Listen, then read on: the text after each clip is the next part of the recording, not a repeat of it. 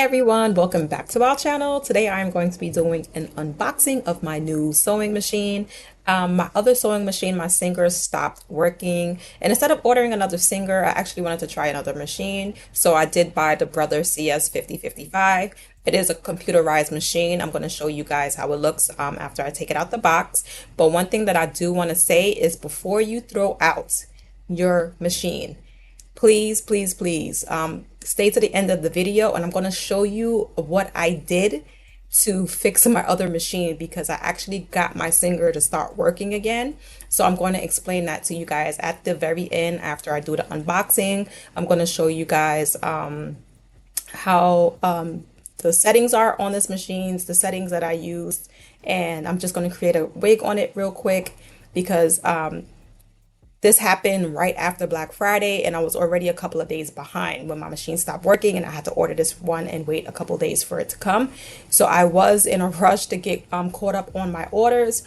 So I'm going to quickly show you guys the machine. I'm going to go through the settings, and I'm going to create the wig. And then at the end of the video, I'm going to explain to you how I fixed the other machine. So like I said, it is a computerized machine. I'm just showing you guys how it looks. You have a screen. These are the stitches. It has a lot of different stitches. Of course, the only stitches I'm going to be using is the straight and the zigzag because I don't do anything else on the sewing machine besides make wigs. This is how the bottom part looks. This is the presser footer. Of course, I'm going to eventually take that one off. That's the J footer that it comes with.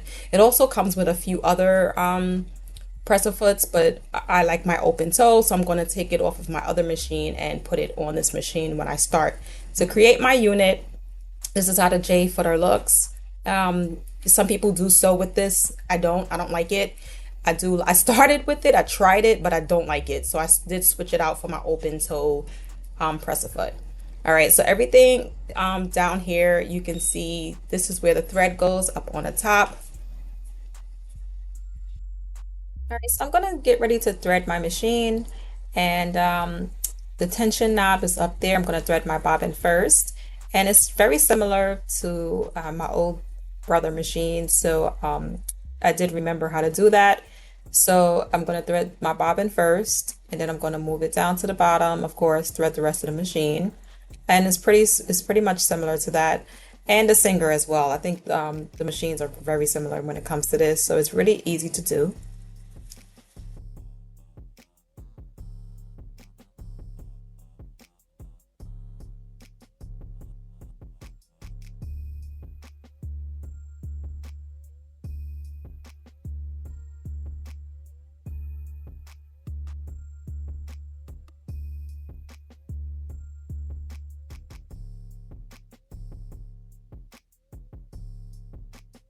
Okay, so I'm gonna take my bobbin and thread my bobbin through the machine.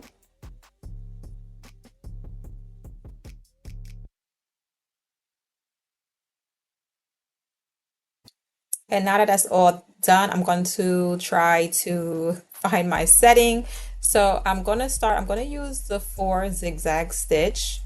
And then I'm going to go up here and play with the settings. The top setting is your length and the bottom one is your width. So I'm going to play around with that just to find the settings that I like. And then I'm going to create my unit.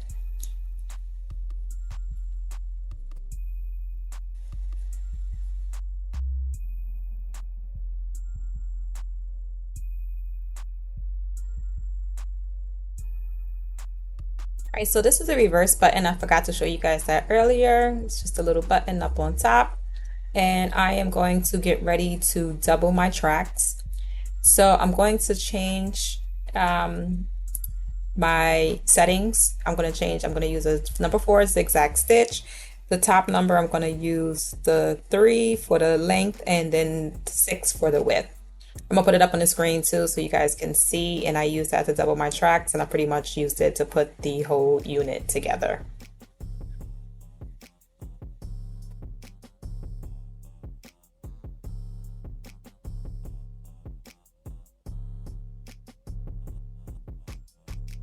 So once I was able to get that stitch pattern, it worked for me, and I was able to put this unit together.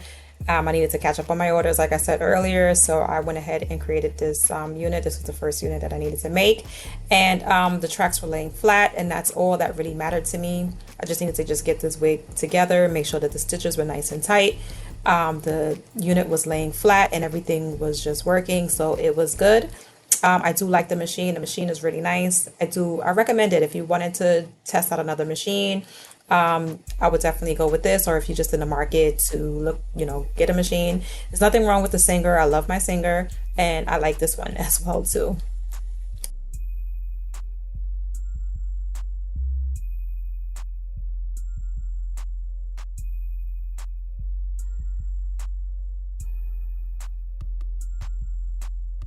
So my unit is complete. Even with the recording and everything, when I started the unit, it took about 15 minutes to put the wig together. So the machine definitely has some power to it, not like my other brother machine. This one has some power to it. And I think I'm able, I don't know if it's because it's a computerized machine, but I feel like I'm able to control the speed and everything much better than my Singer machine.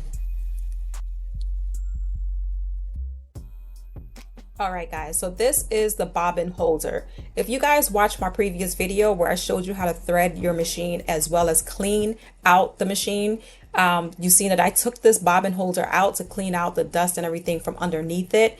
That helps sustain your machine. And I think that's why I had my Singer machine for so long. My Singer machine I've had so far for 1 year and 9 months exactly. This coming March is going to make a year. So I know that a lot of people say that they replace their machines like every 6 months, but that hasn't been the case for me since I had this machine. And I think it has a lot to do with just taking care of it, doing a little maintenance. So when I ordered my machine, I had a little bit of time on my hands because I couldn't sew. So I went back to my Singer to try to figure out what was the problem. It was jamming. The thread was getting severely tangled and everything like that. And it starts making that crazy noise, and it sounds like your machine is just kaput, like it just needs to go. But I noticed that the thread and everything was getting hooked onto the bobbin holder. So what I did was I went online and I ordered a replacement. I went on Amazon and ordered a bobbin holder replacement. I got the new replacement, put it inside the machine, and my machine started to work like new. All right. So the bobbin holder came after I had gotten my new machine and everything like that. So I just recently replaced it and put it in. But guys, that was the issue. My machine is working like new again. She sounds great. And now I just have two machines, which is good. I don't mind having two machines because I believe you do need to have a backup just in case something happens like that and it stops working again. At least this time I won't have to sit around and twiddle my thumbs waiting for my new machine.